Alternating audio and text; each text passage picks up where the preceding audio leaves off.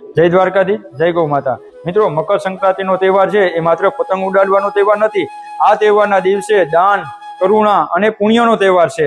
અને આ દિવસે આપણા શાસ્ત્રોમાં પણ કહેવામાં આવ્યું છે કે મકર સંક્રાંતિના દિવસે ગૌ સેવા કરવાથી મહાપુણ્ય છે અને આપણા પરિવારમાં સુખ, શાંતિ અને સમૃદ્ધિ આવે છે। આ મકર સંક્રાંતિના પાવન અવસરે જો આપણે ગૌ સેવામાં દાન કરીએ તો માત્ર આ દાન નહીં, આ એક માનવતા અને સંસ્કારની સેવા બને છે। અને ગૌ માતા અને દ્વારકાધીશની કૃપા આપના અને આપના પરિવાર ઉપર વરસી રહે, એથી વિશેષ સૌભાગ્ય શું હોઈ શકે। આપને વિનમ્ર વિનંતી છે કે જો આપને યોગ્ય અને અનુકૂળ લાગે તો ગૌ સેવામાં આપનું દાન આપી અને ગૌ સેવાના પુણ્યના ભાગીદાર બનીએ।